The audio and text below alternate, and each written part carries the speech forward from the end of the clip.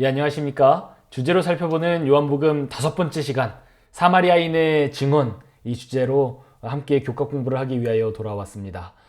저번 주의 영상도 많은 분들이 시청해 주셔서 정말 감사드립니다. 제가 원래 처음 이 유튜브로 이 교과 방송 이 영상을 시작할 때는 참 가벼운 마음이었습니다. 제가 어떤 마음이었냐면, 제가 지금 봉사하고 있는 우리 예루살렘 재림교회를 위해서 이 말씀 준비를 할 때, 이 두 번째로, 이 똑같은 주제를 두 번째로 할 때는 이렇게 훨씬 더 풍성하고 더 확실하게 설명을 드릴 수 있지 않습니까? 그래서 제가 교회에서 이 교과 공부나 어떤 설교를 지도하기 전에 집에서 한번 먼저 하고 교회에서 두 번째로 하자. 아주 이런 생각으로 가볍게 준비를 했던 것인데요. 사실 이렇게 자꾸 많은 분들이 좋아해 주시고 많은 분들이 이렇게 시청해 주셔서 정말 참 의외기도 했고요. 참 감사한 마음을 느끼고 있습니다.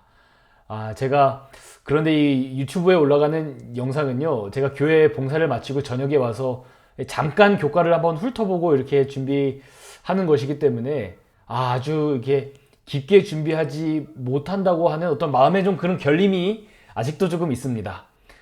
그래서 앞으로는 제가 이것이 처음 한번 연습 삼아 하는 것이라고 생각하지 않고요. 이 영상을 시청해 주시는 분들이 또 많은 것을 배우고 느끼실 수 있도록 더 한번 잘 준비를 해보도록 하겠습니다. 아무쪼록 이 영상을 시청해 주시는 모든 분들께 참 감사드리고요.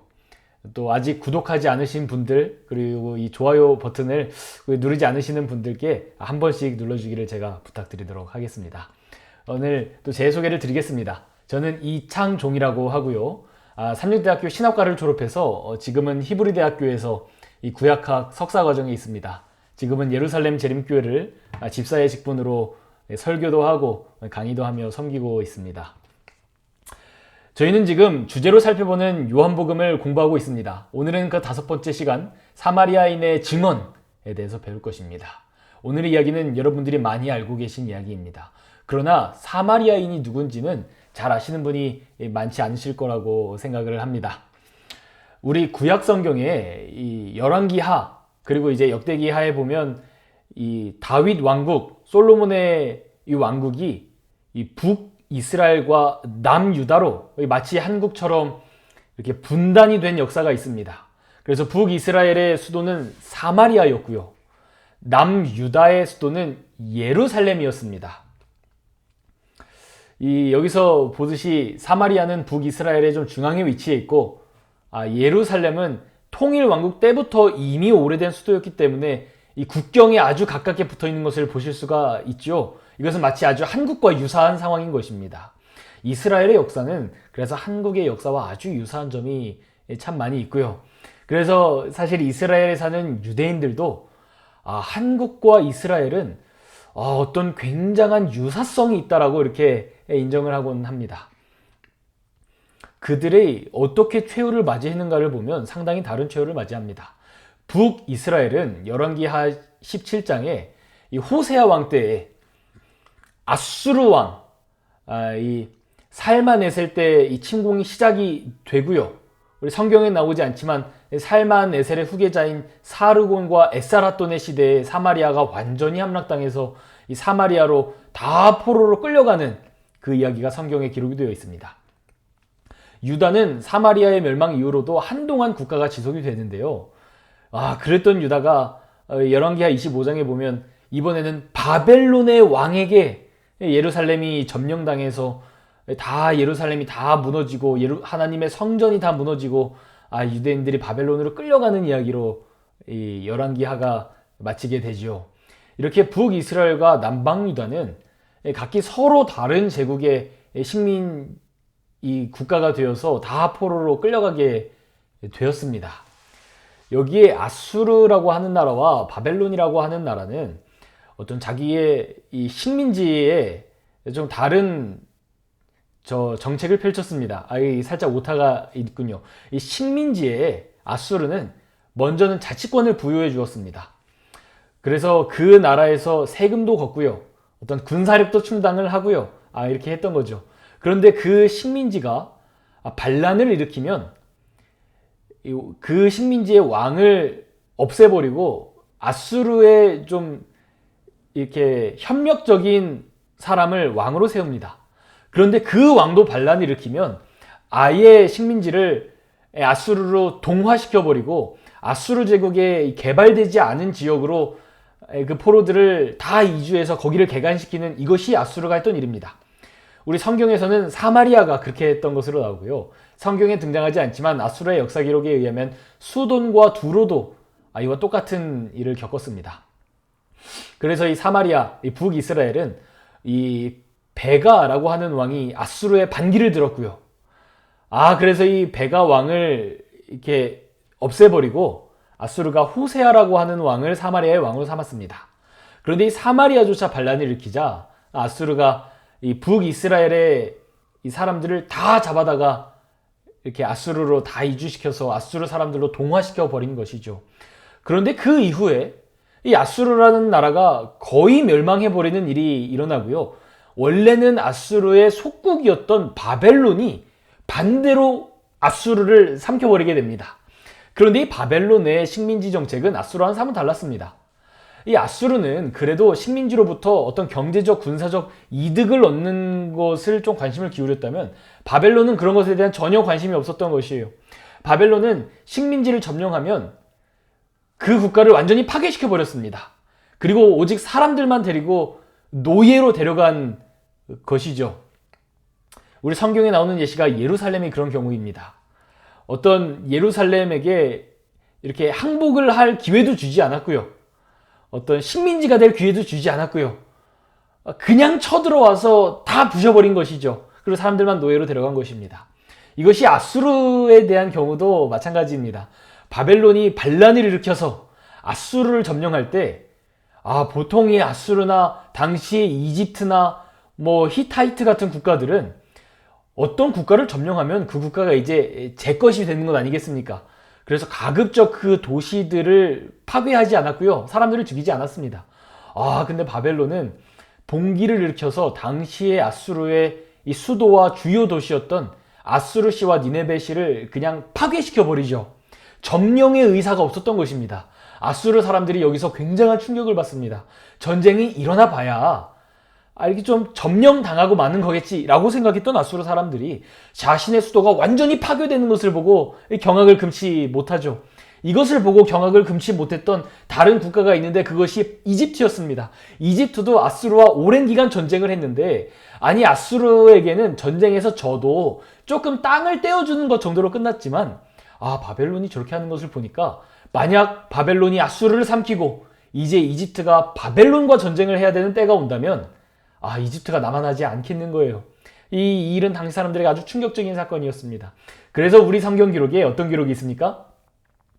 이 이집트의 바로 느고가 아수르를 도와 바벨론을 치기 위해서 아수르로 군대를 이끌고 가는 길에 이 예루살렘의 이 요시야 왕이 그것을 저지하고자 바로 느고를 막아섰다가 죽임을 당하는 사건이 그래서 등장하는 것이죠. 이렇게 이 아수르로 끌려간 사마리아의 사람들은 바벨론 사람들에게 다 동화가 되었습니다. 그래서 아수르 사람으로 살아가게 된 것이죠. 그런데 바벨론에 파괴된 사람들은 이 예루살렘이 완전히 파괴가 되었을 뿐만 아니라 바벨론의 노예로 잡혀갔습니다. 그런데 여기서 우리는 그런 질문이 생길 수도 있습니다. 그렇다면 바벨론의 포로로 끌려간 유대인들은 그 사람들과 동화되지 않았습니까? 이런 질문을 하실 수도 있습니다. 결론부터 말씀드리면 이 유다 사람들은 바벨론에 동화되지 않았습니다. 여러 이 바벨론에서 발굴이 된 유대인들의 삶을 다룬 여러 문헌들이 존재합니다. 당시에는 문헌이라고 하면 이렇게 종이에다 쓰는 것이 아니고 이렇게 흙을 빚어서 만든 점토판에 기록을 했습니다. 이제 히브리 대학교에서 구약학을 공부하면 이제 이런 것을 공부하는 것입니다. 먼저 알 야후드라고 하는 문헌이 있습니다. 이 문헌을 읽어보니까 바벨론 사람들이 유대인들을 어떻게 다뤘냐면 이 바벨론 땅의 어디 수도에 가까운 어디 한 곳에다가 알 야후드, 이 아카드어로 유대인의 도시라는 뜻입니다. 알 야후드라는 도시를 만들어 놓고 유대인들을 거기서 살게 만들었다고 하는 것이에요. 유대인들은 이 알 야후드 유대인의 도시에서 자기들끼리 살았다는 것입니다. 그래서 거기서 이렇게 농사를 지어서 곡물을 바치기도 하고요. 군대에서 복역하기도 하고 이렇게 했던 것이죠. 그 다음에 비트 무라슈라고 하는 이 문헌에는 그 유대인 중에 어떤 사람들은 이렇게 아주 큰 기업체를 운영하면서 심지어는 바벨론 사람들보다도 더 부유하게 살았다고 하는 어떤 그런 기록들이 존재합니다. 그렇게 읽으니 왜 이 느헤미야 에스라 시대 때 이 페르시아 왕이 다 너희 국가로 돌아가라라고 했을 때 이 이스라엘로 돌아오기를 거절했는지 그게 좀 이해가 되는 부분이기도 하죠. 그런데 이런 문헌을 미루어 보았을 때 우리는 무엇을 알 수 있냐면 이 바벨론으로 끌려간 유대인들은 남방 유다의 사람들은 북이스라엘 사람들과는 다르게 자신들의 혈통과 전통을 지키면서 살았다는 것입니다. 그래서 이 남방 유다 사람들은 어떤 우리가 정말 하나님의 백성이야 라는 어떤 그런 마음이 있었을 것이고요. 한편으로는 혈통이 다 섞였을 뿐만 아니라 전통을 지키지 않고 살아간 사마리아 사람들을 자신들의 어떤 동족으로 여기지는 않았을 것입니다. 물론 또한 이 사마리아와 예루살렘, 이스라엘과 유다는 아주 오랜 기간 동안 전쟁을 해오며 서로 죽이고 서로를 공격하며 살았기 때문에 그런 측면에서도 유대인과 이스라엘 사람, 이 유다와 이스라엘은 서로 사이가 좋지 않았겠지요. 그래서 이 사마리아와 유다인들 모두 이 독립을 맞이해서 자기 땅으로 돌아왔을 때 이 유대인들이 성전을 짓는 것을 보고 사마리아 사람들이 우리도 그 성전을 같이 짓게 해달라고 했을 때 유대인들이 그것을 거절했던 것은 어떤 이런 종교적인 그리고 또한 인종적인 그런 이유가 가미되었던 것입니다.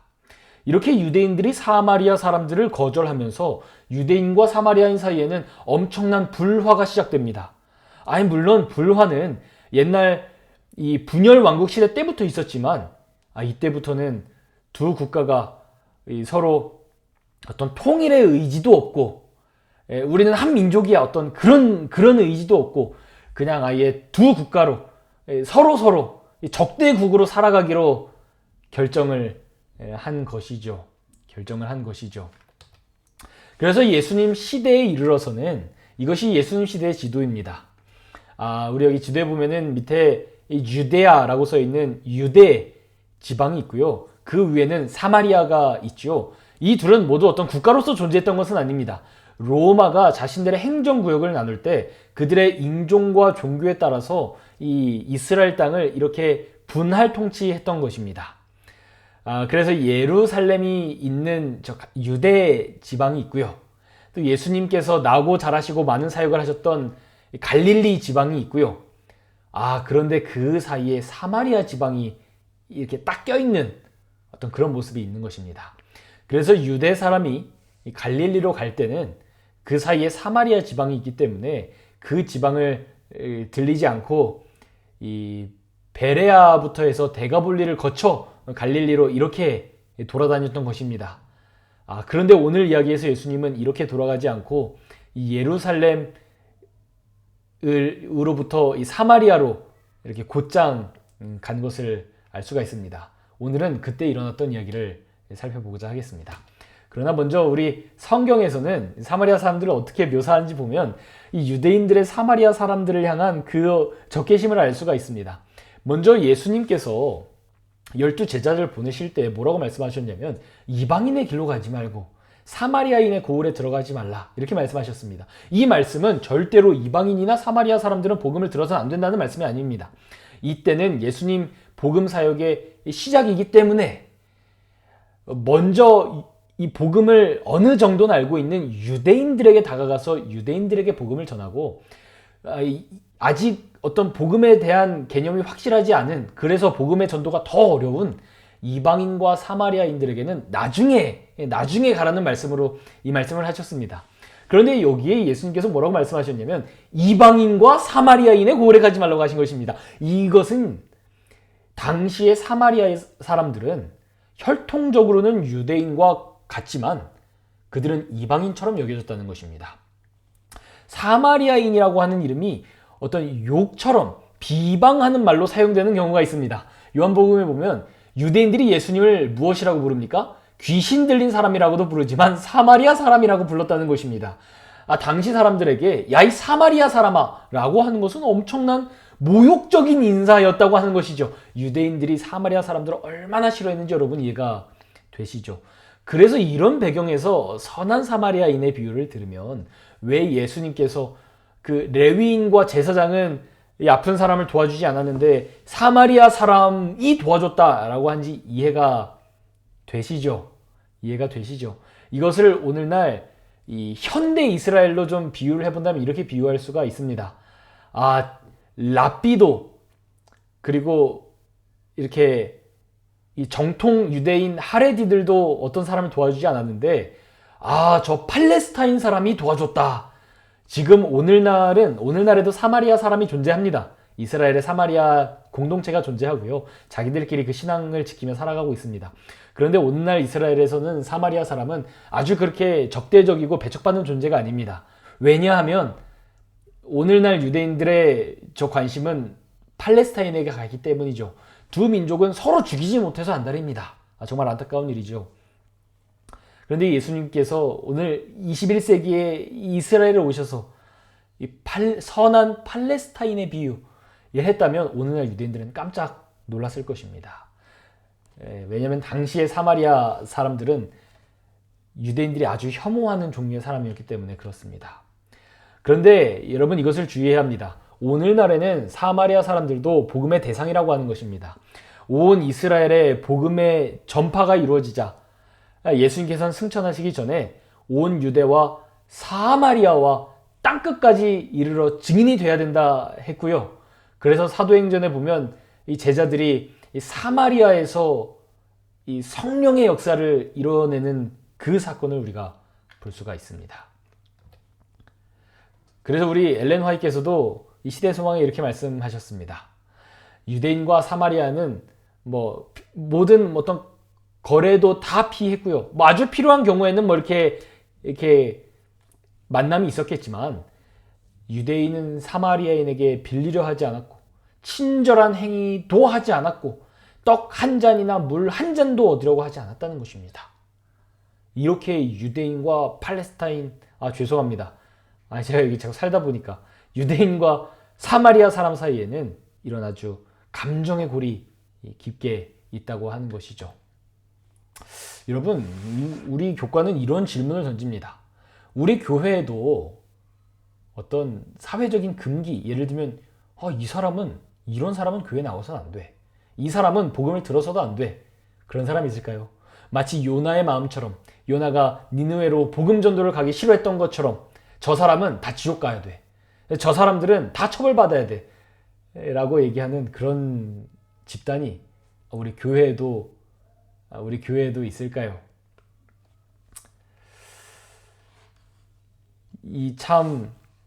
우리 이스라엘에 이렇게 살면요, 이렇게 길에서 구걸하는 사람들이 있지 않습니까? 기독교인들은 그런 분들을 지나치지 못하고 항상 이렇게 돈을 기부하곤 합니다. 그런데 참 안타까운 것은 우리 기독교인들이 이 돈을 기부할 때 한마디씩 이렇게 할 수 있잖아요. 뭐라고 하냐면 예슈아 오헤브 오트카, 예수님은 당신을 사랑하십니다. 예슈아 나탄 오트카 에타 케세파제, 이 돈은 예수님이 드리는 것입니다. 그러면은 그 돈을 구걸하던 사람들이 어떻게 하는지 아십니까? 그 돈을 이렇게 다시 돌려주면서 난 이 돈 필요 없다, 안 받는다, 이렇게 한다는 것입니다. 이것이 자신에게 어떤 필요한 것이 있음에도 불구하고 사마리아 사람들에게 손을 빌리지 않는 어떤 그런 게 우리 기독교인과 유대인의 관계에서도 이렇게 있는 것이죠. 이것을 제가 어떻게 좀 비유를 드릴까 생각을 하다가 요즘은 좀 우리 한국 교회도 그렇고요. 우리 세상에 어떤 동성애가 좀 심한 이슈지 않습니까? 그런데 이 동성애에 대한 여러 교회의 입장들이 있습니다. 교회는 보통 이 세 가지 중에 한 가지 입장을 취하곤 하는데요. 첫 번째는 무엇이냐면 동성애자들은 절대로 기독교인이 될 수는 없다. 동성애자들에게는 복음을 전하려고 시도해서도 안 되고 그들은 복음을 받아서도 안 되고 그들은 다 지옥에 가야 된다 이렇게 얘기하는 교회들이 있습니다. 여러분, 이게 좀 극단적인 것 같죠? 그런 사람들 없는 것 같죠? 그런 사람들이 있습니다. 두 번째 교회들은요, 이렇게도 생각합니다. 동성애가 죄인 것은 맞지만 그들에게도 복음이 필요합니다. 그들도 예수님을 만나고 성령 하나님의 변화하심과 이 보호하여 주심이 그들의 삶에 내려와 그들의 성품이 하나님의 말씀대로 변화되어가는 이 기적과 같은 이 보혈의 능력을 그들도 체험해야 합니다라고 얘기하는 교회들이 있습니다. 재림교회가 조금 여기에 가깝죠. 그런데 이렇게 얘기하는 것조차도 굉장히 이렇게 싫어하는 그런 교회들도 여러분 분명히 존재합니다. 마지막 세 번째는요. 우리 또 재림교회는 이렇게 얘기하는 것을 굉장히 좀 지양하는데요. 동성애에 대해서 그것은 죄가 아닙니다. 그것은 그럴 수 있는 것입니다. 나도 죄인이고 당신도 죄인이고 다 괜찮습니다라고 얘기하는 것입니다. 교회는 이 세 가지 중에 한 가지 입장을 취하고 있습니다.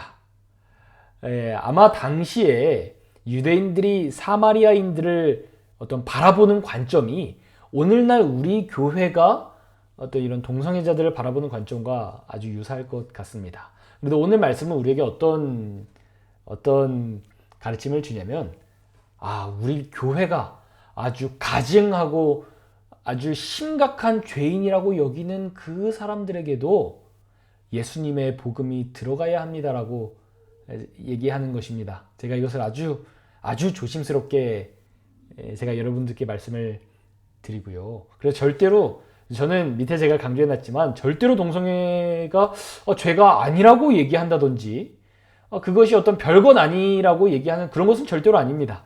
그러나 그리스도의 변화시키심과 이 성령 하나님의 그 우리의 성품을 바꿔주시는 그 보혈의 능력은 우리가 아주 가증하다고 여기는, 우리가 저 사람들은 죄인이야 라고 얘기하는 그 사람들에게도 필요하다고 하는 것이죠. 이런 관점에서 오늘 교과를 이제 짧게 알아보도록 하겠습니다. 사마리아인의 증언이라는 제목으로 오늘 교과가 시작됩니다. 오늘 교과에서 얘기해 주는 것처럼 유대인과 사마리아인 사이에는 넘을 수 없는 감정의 장벽이 이렇게 있었던 것이죠. 이런 배경으로 오늘 교과 공부를 함께 시작하시겠습니다. 일요일 소지입니다. 이 만남의 배경입니다. 우리 교과는 우리 6절입니다. 이 시간이 언제라고 얘기하냐면 6시쯤 되었다고 얘기합니다. 이 6시는 오늘날의 12시를 의미합니다. 왜 6시가 12시일까요? 당시 이스라엘에서는 오늘날 우리가 사용하는 것 같은 이런 시계라든지 이런 게 존재하지 않았습니다. 그래서 이스라엘에서는 해시계를 사용을 했고요. 그래서 이 해가 딱 떠서 이 그림자가 바늘을 딱 가리키는 그때부터 아침이라고 봤고요. 그때를 1시라고 봤습니다. 그래서 유대인들에게는 해 뜨는 시간이 1시였던 것입니다. 오늘 우리는 해가 언제 뜨죠? 해가 뜰 때가 날마다 다르지만 6시에서 7시쯤 되면 이제 해가 뜹니다.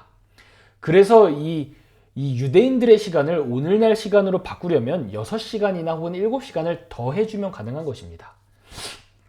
그래서 아침에 해가 뜬 시간을 1시라고 가정한다면 6시는 오늘날의 12시나 혹은 1시가 되는 것이죠. 12시나 1시는 어떤 시간입니까? 하루 중에 제일 날이 뜨거운 날입니다. 그래서 당시 사람들은 물을 길러 나올 때 물이 그 양동이가 아주 무겁기 때문에 해까지 뜨거우면 힘들잖아요.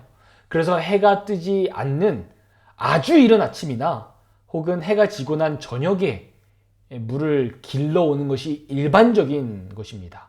그런데 이 여인은 12시에 아주 뜨거운 시간에 물을 길러 왔다고 하는 것이죠. 이것을 우리가 주목해 봐야 하기 때문에 이 요한복음의 이때가 6시라고 밝혀주고 있는 것입니다. 그런데 어떤 사람들은 이 요한은 로마식 시간을 사용했기 때문에 이 6시가 로마식 시간으로 해석해야 된다고 주장을 하고요. 그래서 로마식 시간으로 6시가 언제냐면 로마식 시간 체계는 우리가 쓰는 현대식 시간 체계를 얘기하는 것입니다. 그래서 이때를 오전 6시나 오후 6시로 봐야 하고, 그래서 원래 사람들이 물을 길러오는 평범한 시간이었습니다 라고 주장을 합니다. 그런데 여러분, 그렇게 주장하는 것은 저는 좀 상당히 의문이 듭니다. 그러니까 그렇게 얘기하는 근거가 뭔지 저는 항상 궁금하고요. 왜 그러냐면 예수님 시대 그리고 요한의 시대에는 유대식 시간 체계와 로마식 시간 체계가 차이가 없었습니다. 우리가 고고학적 근거들로 말미암아 유대인들이 사용했던 해시계를 발굴을 했고요. 마찬가지로 로마인들이 사용했던 해시계도 있는데, 로마인과 유대인 모두 아침에 해가 뜰 때를 1시부터 시작해서 해가 져서 없어지면 12시입니다. 그리고 밤에는 해가 없어서 이 시간을 잴 수 없기 때문에 물시계를 사용했는데요. 그래서 유대인들은 밤 시간은 이제 3시간, 1시, 2시, 3시로 구분을 했고요. 다만 로마인들은 조금 더 발전한 물시계를 가지고 있어서 밤을 4시간으로 나눴습니다. 이것이 모든 어떤 차이점이고요. 우리가 사용하는 현대식 그 시간 체계, 하루를 24시간으로 나눠서 12시가 넘어가면 다음날이 되는 오늘날 현대식 시간 체계는 시계가 발명된 이후인 15세기에 사용된 겁니다. 그러니까 요한은 로마식 시간 체계를 알 수가 없었고요. 그러니까 이 요한의 시대에서는 로마식 시간 체계와 유대식 시간 체계가 똑같았기 때문에 이 6시를 유대식 시간으로 보나 로마식 시간으로 보나 모두 현대의 12시로 봐야 합니다. 당시에는 시간 체계가 똑같았기 때문이죠. 만약에 이것을 이때 요한이 로마식 시간 체계, 즉 현대의 12시간 체계를 24시간 체계를 사용했다고 한다면 그것은 어떤 말이냐면 요한복음이 15세기 이후에, 그러니까 1600년대 이후에 요한복음이 작성됐다라고 주장을 하는 것이거든요. 그런데 또한 그렇게 볼 수 없습니다. 왜냐하면 우리는 이미 요한복음이라고 하는 이 책이 기원전 2세기부터 존재해 왔고 그때부터 사용되어 왔다는 걸 알고 있기 때문입니다. 그래서 이것을 가지고 어떤 로마식 시간체계나 유대식 시간체계를 주장할 수는 없고요. 둘 중에 어떤 것을 사용했던지 이때는 날이 아주 뜨거운 12시라는 사실을 알 수가 있습니다. 그런데 그러면 왜 사마리아 여인이 이렇게 아무도 물을 길러 오지 않는 이 아주 뜨거운 낮 시간에 물을 길러 왔을까요? 이 이야기는 우리로 하여금 니고데모의 이야기를 떠올리게 합니다. 니고데모의 이야기는 바로 이 이전장인 3장에 등장합니다. 요한복음 3장에 등장하는 니고데모의 이야기 다음에 사마리아인의 이야기가 시작하죠. 두 사람은 공통점이 있습니다. 그것은 바로 사람들의 눈을 피해서 다닌다는 점입니다. 니고데모는 밤에 찾아왔습니다. 왜냐하면 다른 사람들의 눈을 피해서 예수님을 만나고 싶어 했기 때문입니다. 사마리아 여인은 아주 뜨거운 한낮에 왔습니다. 왜냐하면 그녀도 사람들의 눈을 피하고 싶었기 때문이죠. 니고데모의 이야기는 시작할 때 이렇게 시작합니다. 요한복음의 마지막 장에서 이렇게 시작하는데요. 또한 예수님께서는 사람에 대하여 누구의 증언도 받으실 필요가 없었으니 이는 그가 친히 사람들의 속에 있는 것을 아셨음이니라. 이러고 이야기가 딱 끝나고 3장으로 넘어가서 그런데 당시에 니고데모라고 하는 사람이 있었는데 니고데모의 이야기가 이렇게 시작하거든요. 이것은 이 사람들 속에 있는 것, 그것이 무엇인지 니고데모의 이야기를 통해서 우리에게 얘기하고 있는 것입니다. 예수님께서는 니고데모의 마음속에 있는 것이 무엇인지 알았습니다. 구원을 향한 갈망, 어떤 말씀을 향한 사랑, 그럼에도 불구하고 사람들을 부끄러워하고 자신의 신앙을 숨기고 싶어하는 그 마음을 예수님께서 아셨거든요. 그래서 예수님께서 니고데모에게 너가 거듭나야 하리라 라고 말씀하신 것입니다. 그렇다면 또한 사람의 마음을 아시는 예수님께서 이 사마리아 여인을 찾아오셨다면 예수님은 이 사마리아 여인의 마음을 아셨고 그 속에 있는 고민과 갈증을 해결해 주시기 위하여 오셨다고 하는 것을 우리가 알 수 있는 것입니다. 그것이 무엇일까요? 우리 한번 천천히 연구해 보도록 하겠습니다. 예수님께서 사마리아 여인에게 하신 말씀은 이것이었습니다. 내가 주는 물을 마시는 자는 영원히 목마르지 아니하리니 내가 주는 물은 그 속에서 영생하도록 솟아나는 샘물이 되리라. 예수님은 사마리아 여인의 그 영적 갈급함을 아셨습니다. 사마리아 여인의 어떤 구원을 받고자 하는 그 메시아를 만나고자 하는 말씀에 대한 열망이 있는 것을 예수님께서 아셨다고 하는 것입니다. 사마리아 여인은 예수님께 이 말씀을 들었을 때 어쩌면 아직은 완벽하게 이해하지 못했을지도 모릅니다. 그래서 이 사마리아 여인이 그런 물이 있다면 나로 하여금 마시게 해주십시오. 이렇게 얘기하잖아요. 그러나 예수님은 이 대화를 통해서 이것이 실질적인 어떤 마법과 같은 물이 아니고 우리의 신앙의 영적 갈급함을 채워주시겠다는 말씀임을 밝히셨습니다. 이것은 또한 요한복음의 다른 장에서 나타나는데요. 예수님께서 이렇게 외치셨습니다.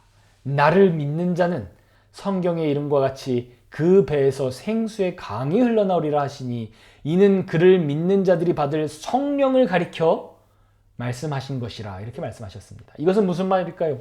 예수님께서 주시는 물을 받는 사람, 곧 성령을 받아들인 사람은 다시는 영적 갈급함을 느끼지 않는다는 말씀을 요한복음 7장에서 하신 거고요. 또한 사마리아 여인에게 그 말씀을 하신 것입니다. 어떤 사람은 좀 이렇게 질문을 하실지도 모르겠습니다. 아니, 결혼을 한 이후에도 이 부부끼리 다투는 경우가 있잖아요. 결혼을 한 이후에 그 사랑하는 마음이 식어지는 경우가 있잖아요. 그것처럼 우리 신앙도 한번 내가 예수님을 저번에 내가 분명 만났거든요. 그런데 시간이 지나고 나니까 그 마음이 식어져 없어지는 경우가 있잖아요. 그렇죠? 막 하나님 말씀에 대한 열망과 구원에 대한 그 열의가 사라지는 그게 우리의 마음이잖아요. 왜 예수님께서는 분명히 예수님께서 주시는 물, 그 성령을 받아들이면 다시는 영적 갈급함을 느끼지 않는다고 하셨는데 우리는 왜 영적인 갈급함을 느낄까요? 여기 보이는 책이 제가 그래서 이 책을 제가 몇 년 전에 이 책을 제가 써서 출판한 바가 있습니다. 이 책에 보면 저 어떤 그런 얘기가 나옵니다. 어떤 한 여인이 남자친구로부터 이별 통보를 받은 거예요. 남자친구가 이렇게 이별하자고 하자 이 주인공이 이렇게 얘기합니다. 저를 사랑한다고 하셨었잖아요. 그건 다 거짓말이었나요? 그러자 남자친구가 이렇게 얘기하죠. 그때는 사실이었지. 근데 지금은 아니야. 그래서 이 주인공이 그런 생각을 합니다. 사람의 마음은 다 식어져 없어지는 거구나. 사람의 마음은 변덕스러운 거구나. 그래서 그 다음부터는 누군가가 자신에게 어떤 사랑을 표현해도 그걸 받아들일 수가 없는 거예요. 왜냐하면 저 마음이 식어져서 없어질 걸 알았기 때문이죠. 어느 새로운 어떤 사람이 자신에게 고백을 할 때 그래서 이 사람은 그걸 받아줄 수가 없었습니다. 그래서 이렇게 말한 거예요. 당신이 지금 나한테 그렇게 뜨거운 마음을 느끼지만 그 마음도 언젠가 다 식어져 없어질 것 아닙니까? 그러자 그 남자가 이렇게 얘기하는 겁니다. 그렇죠. 제 마음이 다 식어져 없어질지도 모르죠. 그러나 사랑은 그것이 사랑이 아닙니다. 사랑은 내 뜨거운 마음이 다 식고 나서 당신을 보면 마음이 두근거리고 당신을 잘 해주고 싶은 그 마음이 다 사라지고 나서 그제서야 제 사랑을 보여줄 수 있습니다. 왜냐하면 사랑은 감정이 아니고 행실이기 때문에 그렇죠. 제가 이 책을 왜 썼냐면 이 사마리아 여인의 이야기를 좀 우리 청년들에게 설명해 주고 싶어서 이 책을 썼습니다. 이 책을 썼고요. 결혼을 한 이후에도 부부가 계속 다투고 그 마음이 없어지는 경우가 있잖아요. 그런데 결혼 생활에는 게 무엇입니까? 그럼에도 불구하고 두 사람이 이 부부 사이라는 것을 계속 상기하고 떠올리면서 서로 맞춰가고 서로 변화되어가는 그것이 결혼 생활이잖아요.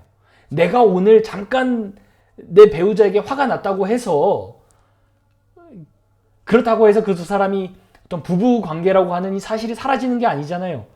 물론 오늘날 사람들은 악하기 때문에 하나님과는 다르게 그 관계를 끝내기도 합니다. 그러나 하나님과 사람의 관계는 그렇지 않다고 하는 것이에요. 우리의 신앙이 식어져서 없어질 때가 있기도 합니다. 분명 우리는 성령의 이 영적 충족함을 느꼈음에도 불구하고 계속해서 우리의 삶에서 영적 갈급함을 느끼곤 하죠. 그러나 그럼에도 불구하고 우리는 예수님과 결혼한 그분의 신부들이라는 그 사실로 인해서 구원의 기쁨을 누리게 되는 것입니다.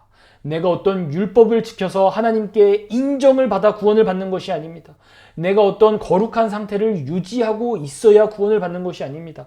우리는 그저 성령 하나님을 통해서 예수님과 이미 우리는 결혼을 했고요. 그래서 가끔 우리의 신앙이 식어져 없어지는 그런 경우도 있지만 우리는 예수님의 은혜로 말미암아 구원받았고 우리는 이미 결혼했다는 그 사실이 우리로 하여금 예수님과 우리의 관계를 끊어버리지 않는 것입니다. 그래서 우리는 계속해서 예수님과 관계를 맺으며 살아가는 것이고요. 이 사실을 받아들일 때 우리는 영원히 마르지 않는 영적인 충족감을 느끼게 되는 것입니다. 구원의 확신을 가지게 되는 것이죠. 이것이 예수님께서 말씀하신 내가 주는 물을 마시는 사람은 영원히 목마르지 아니하리라고 하신 그 말씀의 의미인 것입니다. 그래서 엘렌 화이트도 영감의 교훈에 이렇게 말씀하셨습니다. 오직 한 분, 예수 그리스도를 통해서 우리의 영혼이 순결하게 되고 소생되며 활력이 생긴다는 것입니다. 예수 그리스도를 믿는 믿음으로 말미암아 우리의 상태와 우리의 죄와 우리의 이 식어버린 신앙에도 불구하고 그분의 은혜를 바라볼 때 우리는 하나님과 영원한 관계를 맺을 수 있게 되는 것입니다. 사마리아 여인이 이것을 알았습니다. 그분께서 자기에게 주시는 영적인 영생, 영적인 충족을 주겠다고 하신 것을 사마리아 여인이 알았죠. 그것은 마치 에스겔서, 우리 교과는 에스겔서 36장을 읽어보도록 권면합니다. 에스겔서 36장에서도 분명히 이 하나님께서 맑은 물을 통해서 새 영, 성령 하나님을 우리 마음속에 두고 새 마음을 우리에게 주시고 육신의 굳은 마음을 제거하고 부드러운 마음을 줄 것이라고 하셨습니다. 사마리아 여인이 이렇게 말합니다. 주여, 그런 물이 있으면 나로 하여금 마시게 하여 주시옵소서. 그러자 예수님께서 이렇게 대답하십니다. 가서 네 남편을 불러오라. 가서 네 남편을 불러오라. 영생의 물을 마시기 위해서는 또한 자신의 죄를 고백해야 하는 것입니다. 내가 지었던 죄는 아무것도 아니야. 그거는 그럴 수 있던 거야. 이렇게 생각하지 않고 그 죄를 온전히 인정하고 그리스도 앞에 고백해야 하는 사람이 영생의 물을 마실 수 있는 것입니다. 이것은 예수님께서 니고데모에게 하신 말씀과도 똑같습니다. 니고데모에게 예수님께서 이렇게 말씀하셨습니다. 예수께서 대답하여 이르시되 진실로 진실로 이르노니 사람이 거듭나지 아니하면 하나님 나라를 볼 수 없느니라. 거듭난다는 게 무슨 말입니까? 자신의 죄를 회개하고 새로운 사람으로 다시 태어나는 것입니다. 육적인 침례뿐만 아니라 영적인 침례를 받는 것입니다. 그래야 구원받는 것입니다. 우리 시대의 소망에서도 그래서 이 이야기를 설명하면서 이렇게 엘렌 화이트께서 가르치셨습니다. 예수께서 주시기를 열망하신 선물을 이 영혼이 받을 수 있기 전에 무엇을 해야 된다고요? 그 여자가 자신의 죄 그리고 자기의 구주를 깨달아야 한다는 것입니다. 그래야 영생의 물을 받을 수 있다고 하는 것이죠. 수요일 소지로 넘어가겠습니다. 수요일 소지에 이 사마리아 여인이 이 말씀을 듣고 정말 깜짝 놀랐을 것입니다.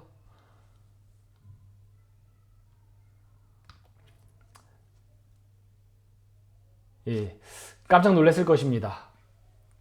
그래서 이 여자가 이 이 예수님이 그냥 어떤 평범한 사람이 아니구나. 내 마음속에 있는 어떤 내 갈증을 읽어내고 그것을 해결할 수 있는 어떤 그런 방법을 이렇게 주시는구나. 그래서 이제 이렇게 말씀하십니다. 그래서 이제 여자가 이렇게 얘기하는 것입니다. 25절에 메시아 곧 그리스도라 하는 이가 오실 줄을 내가 아노니 그가 오시면 모든 것을 우리에게 밝히 알려주시리이다. 그런데 예수님께서 여기서 뭐라고 말씀하셨냐면 내가 그라 하셨다는 것입니다. 예수님께서는 십자가 사역 이전에 자기 자신이 메시아라는 사실을 이렇게 아주 공공연하게 밝히신 일이 많지 않습니다. 그런데 오늘 이 자리에서 예수님께서는 사마리아 여인에게 본인이 그 그리스도 메시아라고 하는 사실을 밝히 보여주셨다는 것입니다. 이것은 우리에게 좋은 교훈을 줍니다. 그것은 예수님은 복음을 갈망하는 사람에게 복음을 보여주신다는 것입니다. 진리를 알고자 하는 사람에게 진리를 보여주신다는 것입니다. 우리 마태복음에 이렇게 말씀이 있습니다. 예수님께서 많은 고을을 다니셨으나 그들이 믿지 않음으로 말미암아 거기서 많은 능력을 행하지 아니하셨다는 것입니다. 예수님의 기적은 능력을 믿는 사람들에게 보여진다는 것입니다. 그래서 마가복음에서도 이렇게 말씀하셨습니다. 믿는 자들에게는 이런 표적이 뒤따르니니 믿는 자들에게는 우리가 진리를 보고 싶으면 우리는 믿어야 합니다. 우리가 복음을 알고 싶으면 우리는 복음을 갈망해야 합니다. 그러면 예수님께서 우리의 마음을 아시는 그분께서 우리에게 복음을 보여주실 것입니다. 이 모든 것을 경험한 사마리아 여인이 어떻게 되었을까요? 그 여인은 자기 동네로 돌아가 많은 사람들에게 복음을 전파했습니다.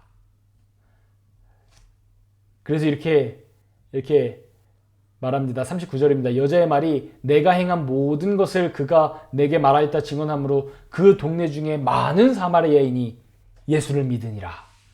이제 이 사마리아 여인은 또한 예수님의 증인이 되었습니다.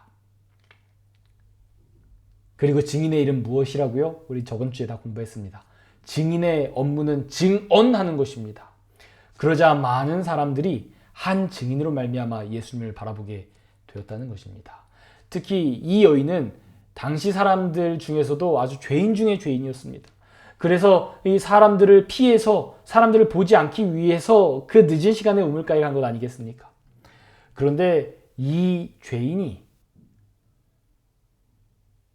오히려 많은 사람들을 구원하는 데 앞장섰다는 것입니다. 변화된 죄인은 그 죄가 크면 클수록 더 강한 논증의 힘을 가지고 있습니다.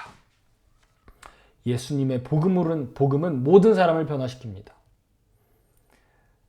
그때 더 많이 변화된 사람은 주변 사람들에게 더 큰 증언의 능력이 있는 것입니다.